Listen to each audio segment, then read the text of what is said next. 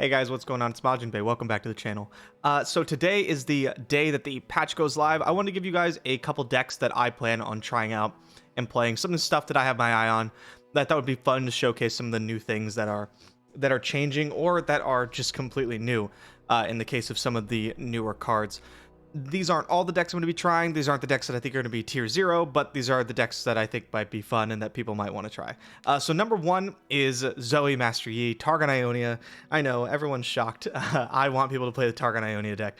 I've been playing Zoe Yi for actually a bit now and really enjoying it. What I had in the top end instead of Dragon Caller is the new card, spoiler, is one copy of Lee Sin and one copy of the Celestial Trifecta card to push us over the top of more controlling decks. Decks don't want to go long. I think Dragon Caller might kind of fill that niche a little bit better, and then we could focus more on keeping our flow active with things like Eye of the Dragon and Dragon Caller and Master Yi giving us benefit every time we do so, right? To make that really, really easy, we have 5 equipments, you know, the Lodestone, the Fan, 2 copies of Wandering Shepherd, and that turns on Momentous Choice. Momentous Choice is one of the best pump spells in the game, probably the best pump spell in the game if you can have it active, which we can do a decent amount of time. Our deck's pretty good at cycling because of the 2 Guiding Touch, 3 Pale Cascade, and the 3 Deep Meds, so usually you can find them even if you didn't already start with them. Hi puppy. The deck plays like a Zoe Lee deck of old a bit. You're a bit tempo, you're a bit controlly, you have a bit of a big finish at the top.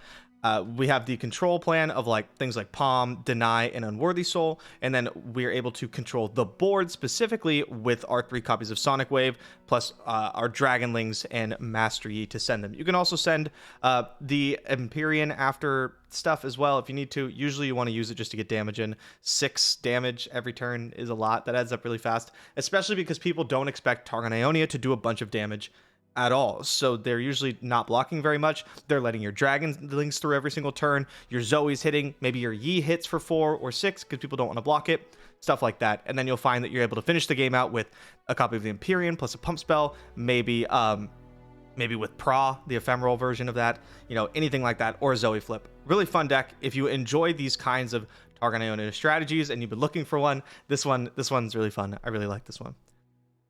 Next up, this is actually from my editor, and I tweaked a couple of the numbers, but you know, people are really excited about the card Soul Cleave. 3 mana, Shadow Isle slow, kill an ally to summon 2 ephemeral copies of it.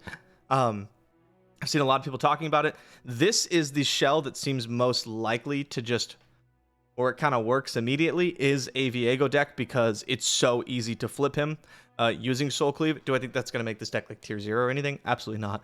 But it seems pretty fun. Plus, you get to play the newly buffed Hate Spike 3 full copies, which that I'm kind of on board with. The plan here is that you play Viego, and then you Soul Cleave something like a Carnivoran Soldier to summon a bunch of Mist and a bunch of Ephemeral units. Your Viego flips basically immediately. Or you can do it on your Aloof Travelers to get a couple cards out of your opponent's hand. Or you can do it on Hydrovine and just threaten to kill your opponent right away with the 2 7/6s and also the 3 Mists that you will have made that turn. Pretty cool deck. Other than that, it's a pretty standard like Viego controlling shell, just with the Bandle City splash, the Norra, the Hate Spike, the Soul Cleaves, all that kind of stuff. Seems pretty fun. It's probably pretty powerful. Again, I don't expect it to like take over the meta or anything, but this one's definitely like a winning shell. Viego has proven himself to be pretty strong, especially when people are kind of dirtling around. And when you get a new patch or a new season, the first thing people do is they dirtle around. They try a bunch of new stuff, and aggro is kind of not everywhere. Not that this deck couldn't handle aggro. I think this deck has an incredible aggro matchup, actually. But, you know, Viego, if you have the time to play him and get all the stuff going, I think you're going to win a lot of games. So maybe try this one out. Third and last for this video is Shadox's Jax Ornn list. This is one people have been talking about, so I wanted to get them a list as soon as possible.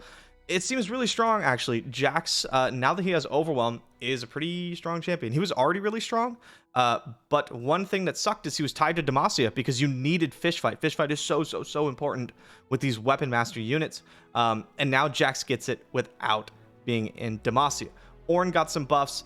Weaponsmith Apprentice got a pretty big buff. Favorite Artisan got a buff. Like, there's a lot of buffs going on. Hearthblood Mender got a buff. All this kind of stuff. And we're going to find out this patch if that's actually good enough.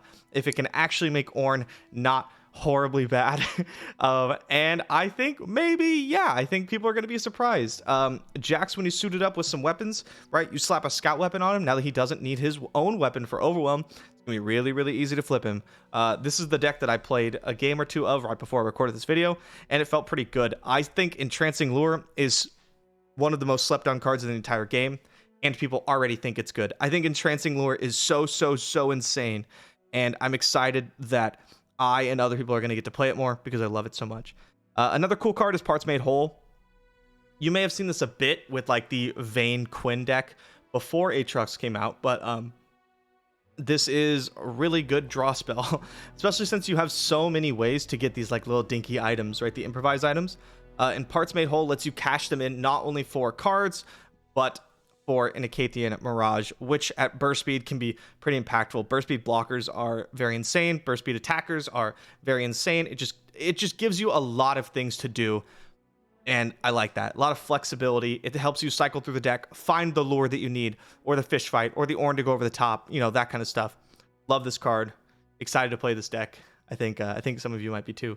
And that's it. That's it for this video. Very, very short video. By the time this goes live, I will have started stream. So if you want to head over to twitch.tv/MajiinBae LOR, you can watch me play some of these decks and a lot more for the first time in the patch. So that's it. Thank you guys so much for coming.